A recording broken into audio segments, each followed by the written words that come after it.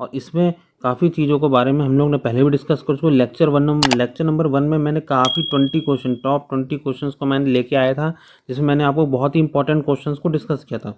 तो जिन लोगों ने लेक्चर 1 नहीं देखा है एमएमआई का, मेट्रोलॉजी मेजरिंग इंस्ट्रूमेंट का, वो जाके चैनल पर जाके और उस वीडियो को देख सकते हैं और जाके वो चीज़ों को नोट भी कर सकते हैं बेटा। और बाकी हमारे टेलीग्राम चैनल से जुड़ जाइएगा और बाकी यूट्यूब चैनल को सब्सक्राइब कर लीजिएगा, बेल आइकन को प्रेस कर लीजिए, जिससे आपको नोटिफिकेशंस हमारे वीडियोस के एमसीक्यू वीडियोस के बेटा, क्योंकि सेमेस्टर एग्जाम में अब एमसीक्यू ही आएगा बेटा, तो उससे रिलेटेड सारे वीडियोस आपको टाइम टू टाइम मिलते रहेंगे फ्रेंड्स। तो चलिए स्टार्ट करते हैं आज का सेशन।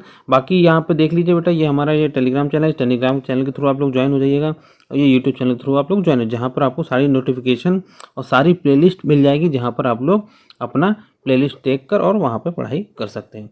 तो चलिए स्टार्ट करते हैं। पहला क्वेश्चन, सबसे पहले बात करें, निम्न में से कौन सा माइक्रोमीटर का भाग नहीं है? ठीक है, which one is not a part of micrometer. तो आप लोगों ने अगर माइक्रोमीटर को ध्यान से पढ़ा होगा तो आपको पता होगा कौन कौन से पार्ट होते हैं माइक्रोमीटर में। तो पहला ऑप्शन है निहाई, जिसे कहते हैं एनविल, सेकंड ऑप्शन है थिम्बल, थर्ड ऑप्शन है स्लीव एंड डी ऑप्शन है नन ऑफ दीज। तो फ्रेंड्स, अगर आपने माइक्रोमीटर पता होगा तो इसका आंसर आप जल्दी से जल्दी बता सकेंगे। तो फ्रेंड्स जल्दी से जल्दी कमेंट कीजिए, इसका आंसर बताइए क्या होगा। पहला ऑप्शन एनविल, सेकंड ऑप्शन है थिम्बल, सी ऑप्शन है sleeve and D option none of these. तो माइक्रोमीटर का इसका कौन सा भाग नहीं होता है? तो बेटा मैं आपको ये बता दूं, जो निहाई एनविल होता है ये तो हमारा माइक्रोमीटर का भाग होता है, थिम्बल भी माइक्रोमीटर का भाग होता है, स्लीव भी हमारा माइक्रोमीटर का भाग होता है।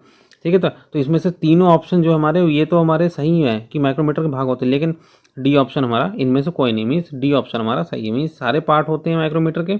तो ये तीनों ऑप्शन गलत हो गए हमारे। तो ऑप्शन कौन सा बचा? D option. तो पहले का ऑप्शन क्या है? डी सही है। नेक्स्ट क्वेश्चन की बात की, सेकंड क्वेश्चन है, टेलर के सिद्धांत के अनुसार नो गो गेज चेक करता है। नो गो गेज क्या चेक करता है बेटा? ये सबको पता होना चाहिए। टेलर के सिद्धांत के अनुसार, according to the Taylor principle, no go gauge checks. A option है केवल एक समय एक विशेषता, only one feature at a time.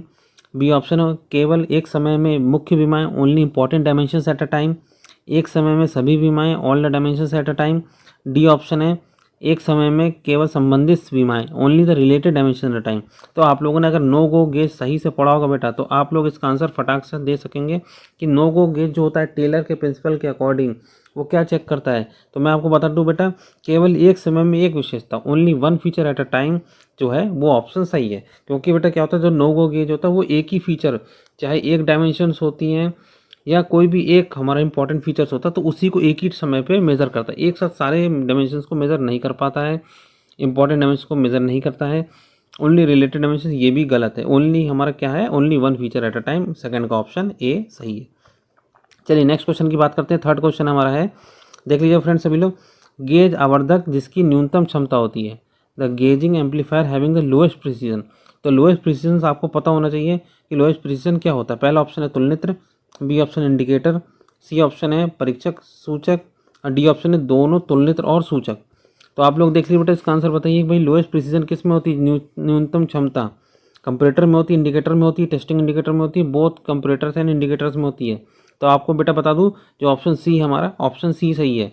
Testing indicator में क्या होता है? टेस्टिंग इंडिकेटर में आपकी जो क्षमता होती है, सूक्ष्मता की बात करें, प्रिसीजन जो होता है वो सबसे कम होता है। इसीलिए ऑप्शन सी हमारा क्या सही है? टेस्टिंग इंडिकेटर हमारा होता है। चलिए नेक्स्ट क्वेश्चन की बात करते हैं। नेक्स्ट क्वेश्चन है फोर्थ क्वेश्चन, माइक्रोमीटर जो कि हम लोग स्क्रू गेज कहते हैं, माइक्रोमीटर में स्पिंडल की लॉस्ट गति क्या कहलाती है जब थिम्बल को घूर्णन की दिशा में परिवर्तित किया जाता है? देख लीजिए बेटा, क्वेश्चन थोड़ा सा घुमा हुआ है। माइक्रोमीटर में स्पिंडल की लॉस्ट गति क्या कहलाती है जब थिम्बल को घूर्णन की दिशा में परिवर्तित किया जाता है? इंग्लिश में देख लीजिए, the lost motion of the spindle in the micrometer when the rotation of thimble is change in the direction.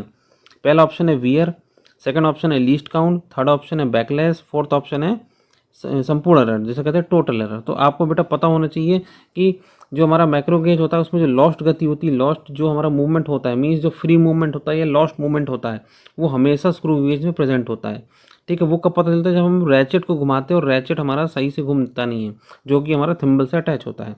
तो उसमें पहले बता दो बेटा, जो उसका ऑप्शन है ऑप्शन सी सही है। ठीक है बेटा, तो बैकलैश जो होता है, बैकलैश के थ्रू ही हमारा क्या होता है, जो स्पिंडल में जो मोशन होता है वो हमारा खत्म हो जाता है, उसकी गति हमारी खत्म हो जाती है, जिसे हम लोग कहते हैं लॉस्ट मोशन। ठीक है बेटा, चलिए नेक्स्ट क्वेश्चन की बात करते हैं। नेक्स्ट क्वेश्चन है, देख लीजिए बेटा सबको ही। नेक्स्ट क्वेश्चन फिफ्थ क्वेश्चन, यदि माइक्रोमीटर का स्पिंडल थिम्बल घूर्णन से नहीं चलता तो उपकरण को कहा जाता है? ठीक है बेटा। If the spindle of the micrometer does not move by rotating the thimble then instrument have, option A शून्य त्रुटि जिसे कहते हैं जीरो एरर, बी सकारात्मक त्रुटि पॉजिटिव एरर, सी नकारात्मक त्रुटि negative error, and D backlash जो भी बैकलैश एरर होती है हमारी। ठीक है बेटा। तो माइक्रोमीटर की जो स्पिंडल होती है थिम्बल से घूर्णन गति से नहीं चलता है, तो जब देखो क्या होता है माइक्रोमीटर में जो स्पिंडल होता है, स्पिंडल की गति जो होती है वो थिम्बल के साथ मूव करनी चाहिए। ठीक है, अगर ये प्रोसेस नहीं होती है, स्पिंडल और जो थिम्बल है अगर एक साथ रोटेट नहीं कर रहे हैं, तो इसका मतलब क्या है, एरर है उसमें। और कौन सी एरर होती है, बैकलैश एरर। तो ध्यान रखिएगा फिफ्थ का डी ऑप्शन हमारा सही है। चलिए नेक्स्ट क्वेश्चन की बात करते हैं। सिक्स्थ क्वेश्चन देख लीजिएगा, निम्नलिखित में से कौन सा वर्नियर कैलिपर का हिस्सा नहीं है, तो which one is not a part of vernier caliper. पहला ऑप्शन देख लीजिएगा गहराई मापन ब्लेड, बी ऑप्शन देख लीजिएगा beam, C option ratchet, D option locking screw. तो आप लोग बताइए बेटा इसमें से कौन सा पार्ट होता है जो हमारा वर्नियर कैलिपर का पार्ट नहीं होता है। जिन लोगों ने सही से पढ़ रखा हो वर्नियर कैलिपर तो उसका आंसर आप लोग बता सकते, काफ़ी ईजी क्वेश्चन है बेटा ये। तो गहराई मापन ब्लेड, धरन, बीम, रैचेट या लॉकिंग स्क्रू, जल्दी से बेटा कमेंट कीजिए इसका आंसर बताइए। जो रैचेट होता है बेटा वो रैचेट केवल माइक्रोमीटर में होता है, वर्नियर कैलिपर में प्रेजेंट नहीं होता है। तो रैचेट है ये वर्नियर कैलिपर का पार्ट नहीं होता है। चलिए नेक्स्ट क्वेश्चन की बात करते हैं। सेवन्थ क्वेश्चन देख लीजिएगा, होल की जांच के लिए किस गेज का प्रयोग किया जाता है। तो ध्यान रखिए बेटा the following gauge is use for checking holes. तो होल का जो डायमीटर होता है, होल का जो रेडियस होता है, व्यास होती है, त्रिज्या होती है, उसको किससे नापा जाता है। पहला ऑप्शन है रिंग गेज, दूसरा ऑप्शन है स्नैप गेज, तीसरा ऑप्शन है प्लग गेज, चौथा ऑप्शन है डायल गेज।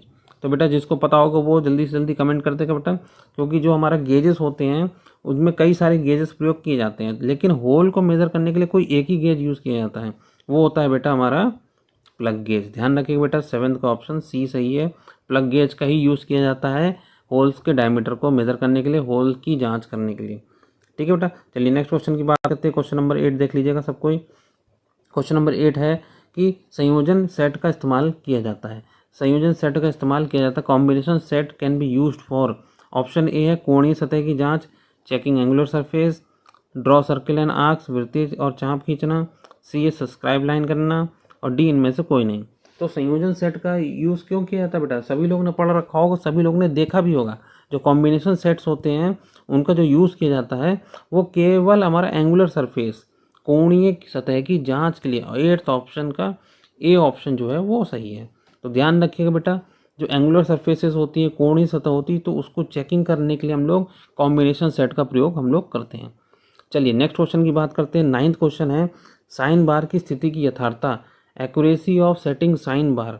तो साइन बार की एक्यूरेसी को कैसे सेट किया जाता है, कैसे उसकी स्थिति के बारे में पता लगाया जाता है। ऑप्शन ए है छोटे कोणों के लिए शुद्ध मान होता है, इस poor for small angle. 45 degree कोण के लिए अधिकतम होता है, इस maximum when the angle of measurement is 45 degree. अधिक उत्तान कोण के लिए समान रूप से घटता है, decreases appreciably with steep angle. और डी है साइन बार की जो बाहरी विमाएँ होती हैं उस पर निर्भर करता है, it dependence on the accuracy of outer dimensions of sine बार। तो देख लीजिए बेटा ये थोड़ा सा टिपिकल क्वेश्चन है साइन बार से रिलेटेड। इसका आंसर मैं बता दूं बेटा, अधिक उत्थान कोण के साथ समान रूप से घटती है। तो देख लीजिएगा बेटा अधिक उत्थान कोण के साथ समान रूप से घटती है, decrease appreciably with steep angle. तो ये ध्यान रखिएगा बेटा जो साइन बार की स्थिति होती है वो क्या होती है, वो डिक्रीज करती है एप्रिशिएबली स्टीप एंगल के साथ। जब उत्थान कोण हमारा जितना कम होता जाता है, ठीक है ना, उसी रूप से जो साइन बार की जो पोजीशन है वो हमारी एक्यूरेसी क्या होती है, घटती चली जाती है। चलिए नेक्स्ट क्वेश्चन की बात करते हैं। 10th क्वेश्चन देख लीजिएगा सभी कोई। जो 10th क्वेश्चन है, बाहरी टेपर सटीक रूप से किसकी मदद से मापी जाती है। एक्सटर्नल टेपर किससे मेजर किया जाता है, आप लोगों को पता होना चाहिए। जो बाहरी टेपर होता है सटीक रूप से किसकी मदद से मापी जाती है।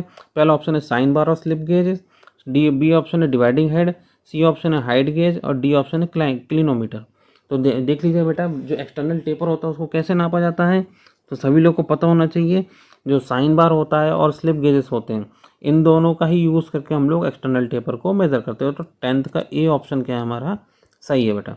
चलिए नेक्स्ट क्वेश्चन की बात करते हैं। 11th क्वेश्चन है, निम्नलिखित में से किस स्लिप गेज की ग्रेड में सम्मिलित करते हैं। Which of the following will be consider as a slip gauge grades. क्योंकि स्लिप गेजेस जो भी प्रयोग किए जाते हैं बेटा वो ग्रेड्स की फॉर्म में यूज़ किए जाते हैं। हमेशा ध्यान रखिएगा, जिन लोगों ने पढ़ रखा होगा तो उन्हें पता होगा ग्रेड्स की फॉर्म में हमारे स्लिप गेजेस होते हैं।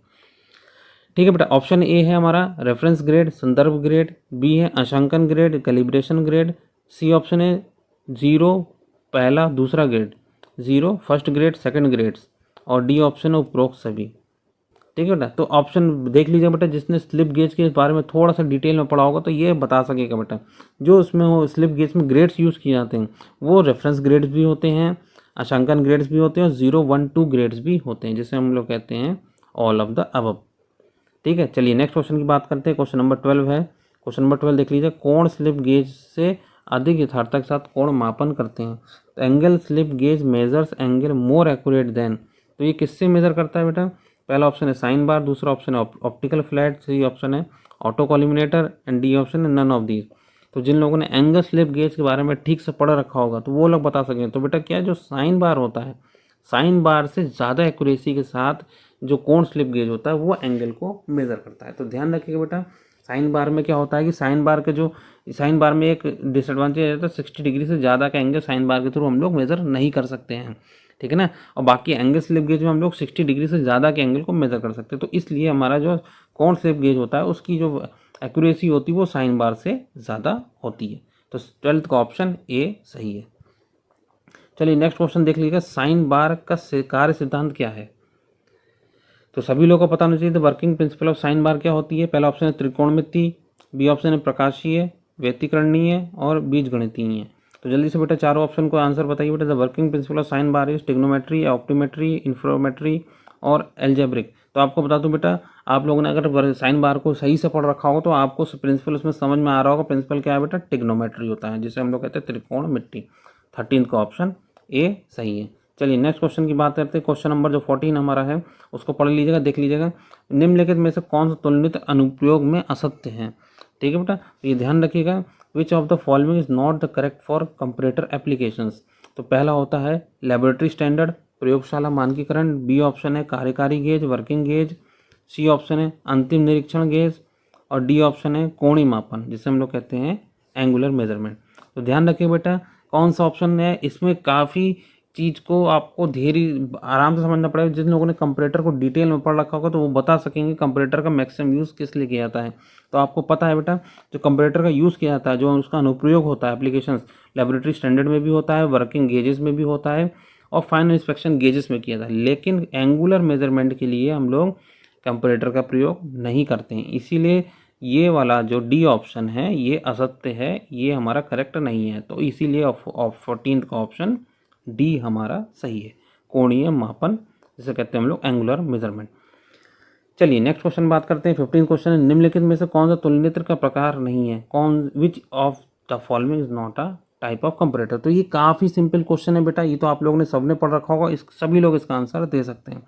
ऑप्शन ए है डायल सूचक, डायल इंडिकेटर, बी ऑप्शन है सिग्मा तुलनित्र, सिग्मा कंपैरेटर, सी ऑप्शन है प्रकाशित तुलनित्र, ऑप्टिकल लीवर, डी ऑप्शन है व्यतिकरण मापी, इंटरफेरोमीटर। तो देख लीजिए बेटा, डायल इंडिकेटर भी हमारा होता है, कंपैरेटर होता है, सिग्मा कंपैरेटर तो नाम ही से पता चल रहा है कंपैरेटर, ऑप्टिकल लीवर भी कंपैरेटर, लेकिन इंटरफेरोमीटर जो हमारा होता है ये हमारा कंपैरेटर नहीं होता है। तो ऑप्शन हमारा डी सही है, व्यतिकरण मापी। नेक्स्ट क्वेश्चन देख लीजिए, क्वेश्चन नंबर 16 की बात की जाए। क्वेश्चन नंबर 16 है, रीड तुलनित्र एक डैश तुलनित्र, read comparator is a dash comparator. तो रीड कंपैरेटर अगर जिन लोगों ने पढ़ रखा हो तो काफ़ी सिंपल क्वेश्चन है ये, तो पूरा मैं बता दूं अब तक का इस सीरीज़ का क्वेश्चंस की सीरीज़ का सबसे सिंपल क्वेश्चन है। अब पहला ऑप्शन है वायवीय, जिसे कहते हैं न्यूमेटिक, बी ऑप्शन यांत्रिक मैकेनिकल, सी ऑप्शन विद्युत इलेक्ट्रिकल, और डी ऑप्शन है विद्युत यांत्रिक, जिसे कहते हैं इलेक्ट्रोमैकेनिकल। तो आप लोग बता सकते हैं रीड कंपैरेटर का आपने पढ़ रखा हो तो सिंपल क्वेश्चन है। यांत्रिक जो हमारा मैकेनिकल कंपैरेटर होता है उसका एक टाइप होता है कंपैरेटर का, जिसे हम लोग कहते हैं रीड कंपैरेटर। चलिए नेक्स्ट क्वेश्चन की बात करते हैं। क्वेश्चन नंबर 17, यांत्रिक तुलनित्र में आमतौर में एक पैमाना होता है। तो mechanical comparator usually have a scale. तो सब लोगों ने देखा होगा, अगर मैकेनिकल कंपैरेटर्स होते हैं तो उनमें एक स्केल का प्रयोग किया जाता है। वो स्केल किस टाइप का होता है? पहला है ऑप्शन अस्थिर, जिसे कहते हैं फ्लक्चुएटिंग, बी ऑप्शन है रेखीय, जिसे कहते हैं लीनियर स्केल, सी ऑप्शन है वर्नियर स्केल का यूज़ किया जाता है, डी ऑप्शन अरेखीय नॉन लीनियर स्केल। तो आप लोगों ने सब लोगों ने देखा होगा कौन सा स्केल का प्रयोग करते हैं हम लोग। तो जल्दी से बेटा कमेंट कीजिए, आंसर बताइए। 17 का फ्लक्चुएटिंग है कि लीनियर है कि वर्नियर है कि नॉन लीनियर। तो बेटा आपको बता दूँ ऑप्शन बी हमारा सही है, मीन्स लीनियर का हम लोग प्रयोग करते हैं। ठीक है बेटा, क्लियर हो गया सभी लोग को। नेक्स्ट क्वेश्चन की बात की जाए, नेक्स्ट क्वेश्चन देख लीजिएगा बेटा सभी को। ऑप्शन ए, क्वेश्चन नंबर 18, तुलनित्र में एक स्थूल पैमाना और संकेतक सूचक होता है। Comparator has a bold scale and large indicator pointer. तो ये किस में होता है बेटा?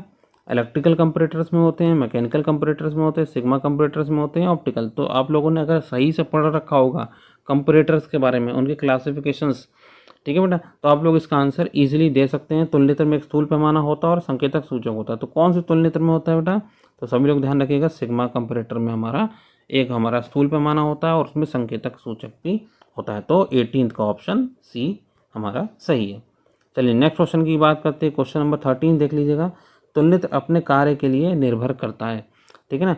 The comparator for its working depend on. तो आप लोग देख लीजिए, ऑप्शन है परिशुद्धता से आशंकित पैमाने, accurately calibrated scale.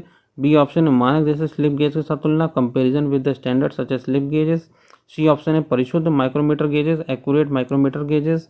D option है प्रकाशीय डिवाइस, ऑप्टिकल डिवाइस। तो जल्दी से बेटा कमेंट कीजिए, इसका आंसर बताइए। तो तुलनित्र होता अपने कार्य के लिए किस पर निर्भर करता है? ए ऑप्शन पे, बी ऑप्शन पे, सी ऑप्शन पे, डी ऑप्शन पे। जल्दी से बेटा ऑप्शंस को पढ़ लीजिए और समझिए बेटा क्या होता है।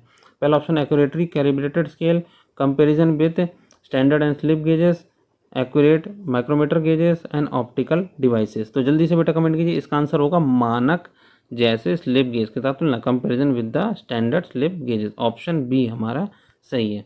तो तुलनित्र जब भी कार्य करता है तो वो कैसे करता है? वो हमारा स्लिप गेजेस से करता है, जिसे हम लोग मानक कहते हैं। इसीलिए जो बी ऑप्शन है वो हमारा सही है। चलिए नेक्स्ट क्वेश्चन की बात की जाए। नेक्स्ट क्वेश्चन हमारा है, नेक्स्ट और लास्ट क्वेश्चन है हमारा इस सेशन का 20 क्वेश्चन। वह उपकरण जो लंबाई के मानक के साथ साथ एक घटक के आयामों की तुलना के लिए प्रयुक्त होता है कहलाता है बेटा, ठीक है। क्वेश्चन देख लीजिए, the instrument use for measuring the dimension of a component with our standard length is called. क्या होता है इसमें कि किसको यूज़ किया जाता है? पहला ऑप्शन है मापनी स्केल, बी ऑप्शन है वर्नियर कैलिपर, सी ऑप्शन तुलनित्र और डी ऑप्शन है माइक्रोमीटर। तो बेटा काफ़ी इजी क्वेश्चन है, लेकिन थोड़ा सा घुमा के दिया हुआ है। वह उपकरण जो लंबाई के मानक के साथ साथ एक घटक के आयामों की तुलना के लिए प्रयोग किया जाता है, ठीक है। Instrument use for measuring the dimensions of a component with our standard gauges. तो ये क्या होता है, जब भी स्टैंडर्ड गेजेस की बात कर ली जाती है कि स्टैंडर्ड गेजेस के साथ उसको मेजर किया जाता है, तो वो किस में मेजर किया जाता है? वो एक ही हमारा है, कौन सा बेटा? तुलनित्र, जिसे हम लोग कहते हैं कंपैरेटर। तो B20 का ऑप्शन डी हमारा क्या है बेटा? सही है। सभी लोग ध्यान रखिएगा, 20 का ऑप्शन सी सही है। तो सभी को बेटा क्लियर हो गया। आज का जो 20 क्वेश्चन, टॉप 20 क्वेश्चन जो है MMI के रिलेटेड आपको क्लियर हो गए हैं। 20 क्वेश्चन मैंने सेकंड लेक्चर में कराए थे, 20 क्वेश्चन हमने लेक्चर 1 में कराए थे। टोटल हम लोग ने 40 क्वेश्चंस को MMI में कंप्लीट कर चुके हैं।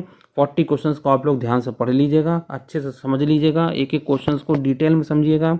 नहीं समझ आता है तो दोबारा वीडियो देखिए बेटा, जिससे आपको हर चीज़ें दोबारा क्लियर में आएंगी।